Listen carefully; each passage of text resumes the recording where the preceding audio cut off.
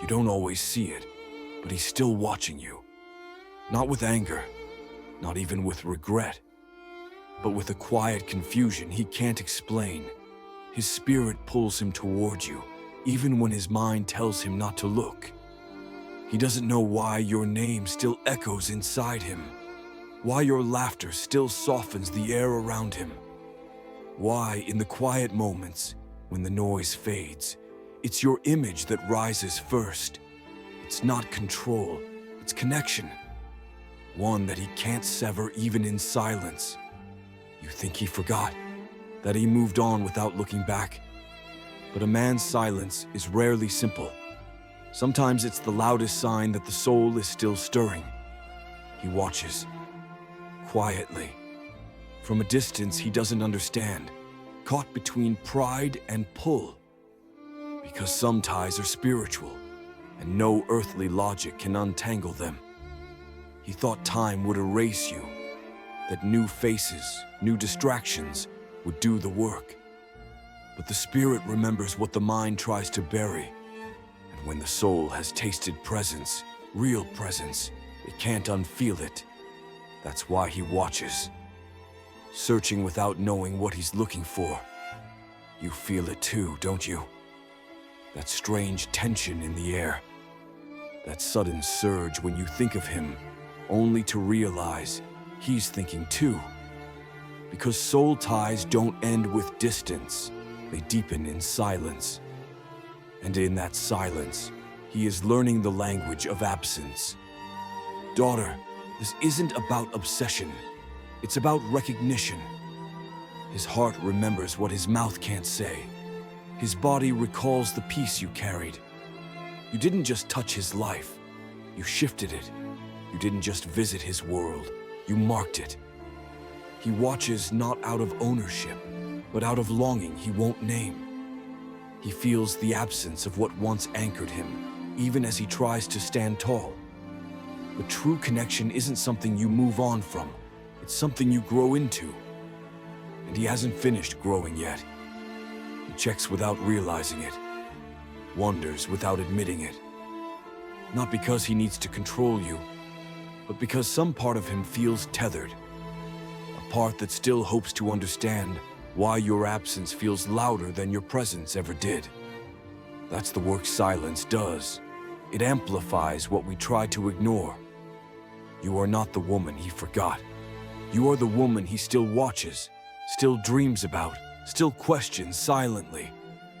Not because you demanded it, but because your spirit planted something real. And real things don't vanish when we pretend they do. He doesn't understand why he still feels your energy, why certain songs, certain places, certain seasons bring you back. But that's what happens when heaven writes the bond, not the hands of men. The signature of destiny doesn't fade, it imprints. You don't need to chase him. You don't need to explain yourself. Because every time his eyes wander in your direction, every time his heart stirs unexpectedly, he is remembering, piece by piece, what the spirit already knows. And when the spirit remembers, no distance is safe from awakening. There are days when he convinces himself he's fine, days when he feels strong, distracted, surrounded. But in the quiet, in the unguarded seconds between distractions, you appear, not by effort, but by memory written deeper than he understands. He tries to explain it away. Maybe it's nostalgia, maybe it's loneliness, but none of those labels fit. Because what he feels isn't emptiness, it's recognition. The soul has a way of grieving what the mind refuses to admit was real. Every time you rise in his thoughts, he battles between reaching out and pulling back, not because he stopped caring, but because caring means facing what he's buried, and facing it would change everything he thought he knew about himself. You are not a ghost haunting him. You are a mirror reflecting the parts of him he was too afraid to confront. Parts that awakened in your presence. Parts that don't sleep easily now that you've walked away. He watches you not for possession, but for permission. Permission to still feel. Permission to still hope. Even if he never says it aloud, the act of looking means he hasn't fully closed the door, no matter how heavy it feels. You became a prayer he didn't know he was making. A silent hope carved in the tender spaces he thought were long closed off. That's why when he sees you smile from afar, something inside him aches without permission. You remind him of a version of himself he was starting to become, one that scared him, one that demanded vulnerability instead of performance. Your love required no masks, and that's what made it both terrifying and holy. There's a kind of love that plants itself quietly, without announcement, without demand. And when it blooms, it takes root in places logic can't uproot. That's the kind of love he still carries for you, even in his silence. Every glimpse of you rekindles something he thought he killed. Every glance reminds him that peace isn't found in forgetting. It's found in facing. And he's learning, slowly, that you weren't the distraction. You were the destination. Sometimes he smiles at memories he pretends he doesn't remember. Your laugh, your touch, the way you looked at him like you already knew the parts he tried to hide. That kind of recognition leaves fingerprints no time can erase. He might be watching through screens, through memories, through spaces you left behind. But the watching isn't weakness. It's his spirit trying to navigate the loss of a presence that once made him feel seen in ways words could never express. He thinks it's distance that keeps him from you. But it's not distance, it's delay. Delay caused by fear. Delay created by the parts of him still fighting the awakening you triggered the moment your souls collided. Your absence isn't silent in his world. It vibrates, it echoes, it hums through the cracks he once hid behind. And even if he never moves closer, he knows somewhere inside, he lost more than a person. He lost a mirror. You were never demanding, you were divine. And now, the energy he watches for is the same energy he once didn't know how to receive. Now he knows, and knowing changes the view, even if pride tries to mask it. He sees your glow increasing, your peace growing louder, and something deep inside wrestles with it, not out of resentment, but out of reverence. He sees the woman he once had access to, and he feels the weight of no longer being chosen. The truth is, your surrender shook him more than your presence ever did. When you stopped reaching, when you stopped trying, that's when the shift truly began. Not in you, in him, quietly, invisibly, powerfully. Even now, he doesn't understand why he can't erase you. But you were never meant to be erased. You were meant to awaken something eternal, something too sacred for shallow memory to suffocate. You were his invitation to grow, and whether he accepts it or not, the invitation still lingers. Every glance toward you is his soul, remembering that there is more to him than what he settled for. And you're no longer waiting to be seen. You stand as a lighthouse, strong, soft, radiant, unmoved by tides, unshaken by delays. You are the confirmation of what real love looks like when it's rooted in truth. He watches because he still feels. He feels because some bonds are not broken, only tested. And every silent glance is another confession his pride refuses to speak. He still carries you, not in bitterness, not in anger, but in awe, in reverence, in the sacred place of a heart that now knows it once touched something holy. And even if he never crosses the distance out loud, your presence crossed into him long ago. He tries to silence the pull by filling his days with noise. Busy schedules, empty conversations, new faces. But none of it erases the quiet ache that tightens in his chest whenever your name drifts across his mind. There's a reason why he doesn't look you directly in the eye when he stumbles across your path. It's not anger, it's not indifference. It's the unbearable tenderness of seeing the woman who once held pieces of his soul without asking for them. He still feels your last goodbye like a ripple through his existence. Not because of what you said, but because of what you stopped saying. The way your energy stepped back. The way you loved yourself enough to let go. Sometimes he replays it. The moments you laughed without needing a reason. The way you created sanctuary with nothing but your presence. And when he realizes he lost that, he feels the gravity of it settle into his spirit. You were a home he didn't know he was living inside until the doors closed behind him. Now, no matter how many houses he builds, none of them feel like shelter. Because shelter was never about walls. It was about you. He doesn't talk about it. Maybe he never will. But in his spirit, your name hums like a song that only plays when he's alone. A melody of what could have been, wrapped in the silence of what still lingers. He scrolls past your photos faster than he wants to. Not because he feels nothing, but because he feels too much. Because every glimpse awakens 1,000 unspoken words he's too proud or too broken to release. You didn't just pass through his life, you rewrote parts of his story. Pages he thought were already finished suddenly feel incomplete without you. And the unsettling truth is, he knows he cannot rewrite them without facing what he lost. He dreams about you sometimes. Dreams where the world feels lighter, where no explanations are needed, where your hand simply finds his again without hesitation. He wakes up to an ache he can't explain, carrying your ghost through his day. And even though he tells himself he's moving forward, a part of him still waits.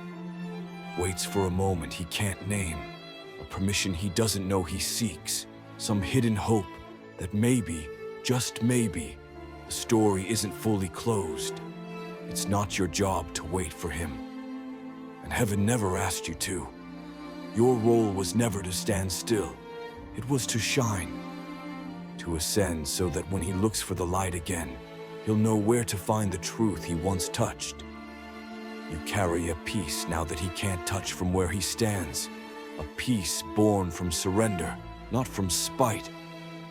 And ironically, the more you moved into your own healing, the more clearly he began to see you, and the loss of you. Sometimes he wonders if you still think of him, if a part of you still carries a flicker of what once blazed so fiercely. He doesn't know that love like yours doesn't disappear. It transforms. It sanctifies even the separation. Your silence speaks a language he's only beginning to understand. The language of worth, of boundaries, of a love that refused to be lessened in order to be accepted. And it's teaching him more now than your words ever could. He's learning that real connection doesn't beg to be remembered. It simply is. And no matter how far he tries to run, the bond your souls created hums beneath every new attempt at forgetting. You were not just a chapter in his story. You were the turning point. The silent invitation to grow beyond survival and into surrender. Whether or not he accepts that invitation is no longer your burden to carry. He thought he was the one deciding how this would end. But heaven always held the pen, and the author of all things wrote your release long before either of you knew the weight it would carry. Even now he senses when your spirit shifts, when your heart breaks through another layer of healing, when your prayers turn into promises. And though he doesn't understand why, something inside him leans toward the sound of your awakening.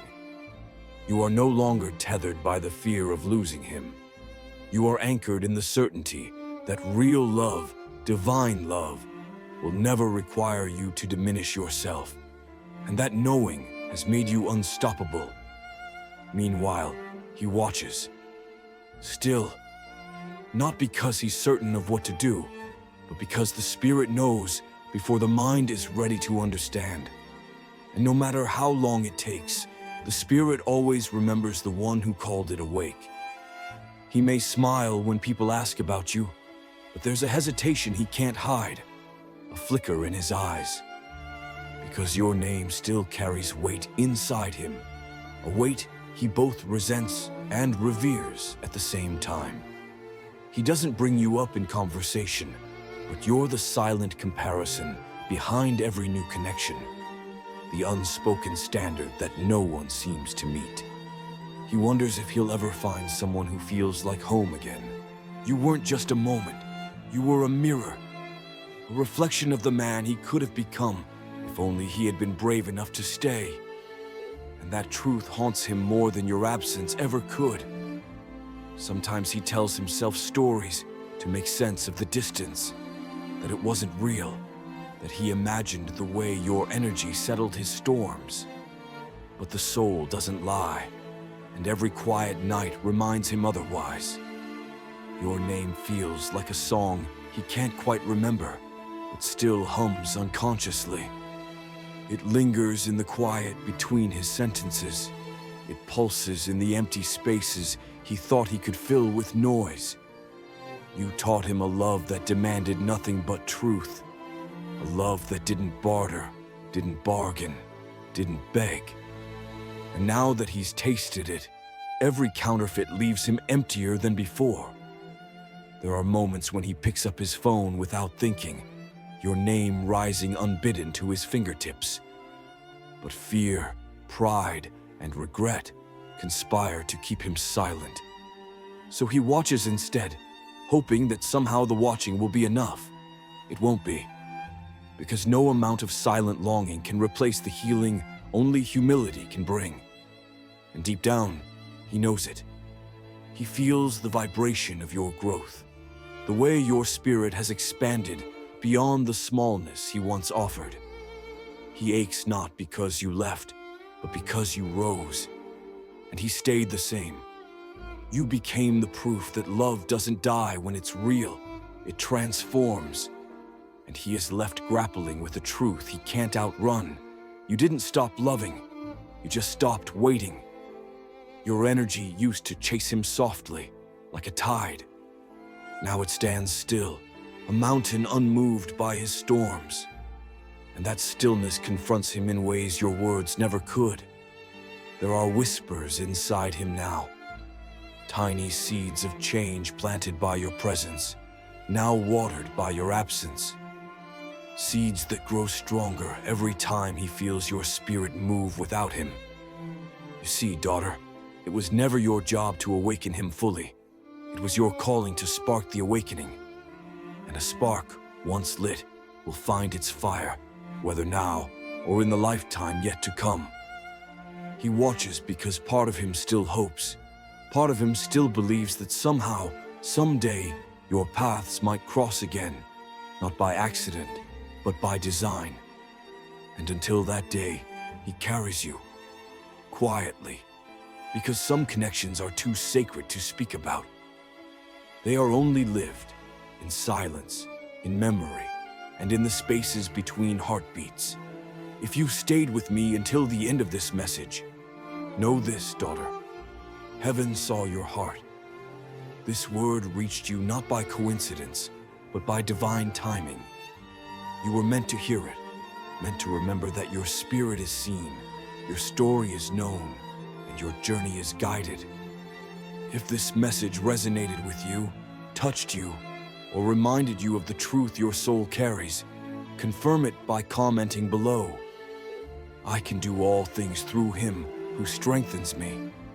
Let this be your declaration to heaven, to yourself, and to every unseen place still waiting for your light to shine. And if you wish to keep receiving these prophetic words, these soul-deep confirmations, these reminders from the angels, join our channel. Subscribe now and activate the notification bell so you never miss the next message designed for your spirit's journey. Stay alert. Stay expectant. Stay surrendered. The next message could be the very confirmation you've been praying for. Until then, may peace cover your heart. May strength rise within you. And may you walk boldly into the promises written over your life. We'll see you in the next message.